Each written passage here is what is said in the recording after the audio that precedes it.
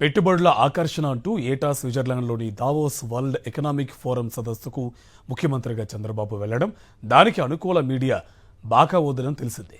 తాజాగా దావోస్ పర్యటనకు వెళ్తున్న చంద్రబాబు అనుకూల మీడియాకు అదనంగా జాతీయ మీడియా, ఎన్డీటీవీ, అలాగే సిఎన్బిసి టీవీ 18, బిజినెస్ టుడేకు పత్రికలకు కోట్ల రూపాయలు వెచ్చించి మరీ ప్రచారం చేయించుకోవడానికి సిద్ధమయ్యారు.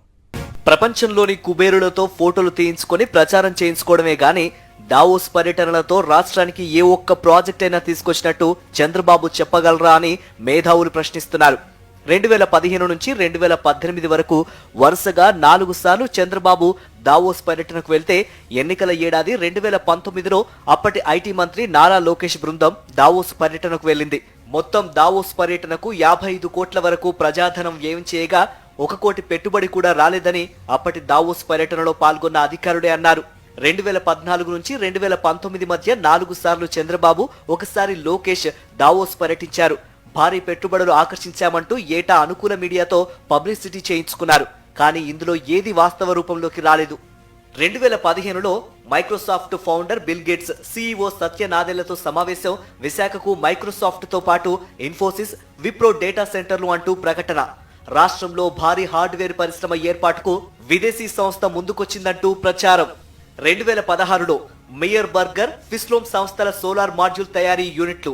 2000 కోట్లతో గెర్జీ టెక్స్టైల్స్ మెగా టెక్స్టైల్ పార్క్ ఏర్పాటు. ఇండాని గ్లోబల్ గోల్డ్ రిఫైనరీతో పాటు నెస్లే వెల్స్పన్ సంస్థలు పెట్టుబడులకు ఆసక్తి. 2017లో ఐటీ, హెల్త్ కేర్ రంగాల్లో జనరల్ అట్లాంటిక్ 43,000 కోట్ల పెట్టుబడులు. విశాఖలో యూకేకి చెందిన ఇంటర్నేషనల్ హాస్పిటల్స్ 500 పడకల హాస్పిటల్ ఏర్పాటు. విశాఖ ఫార్మా సిటీలో నోవార్టిస్ R&D కేంద్రం ఏర్పాటు. 2018లో కృష్ణపట్నం వద్ద సౌదీ ఆరామ్కో చమురు శుద్ధి కర్మాగారం, గూగుల్, యాక్సెంచర్ డేటా సెంటర్లు రాష్ట్రంలో ఏర్పాటు. ఆర్టిఫిషియల్ ఇంటెలిజెన్స్ లో హిటాచీ పెట్టుబడులు. 2019లో జేఎస్డబ్ల్యూ 3,500 కోట్ల పెట్టుబడుల ఒప్పందం.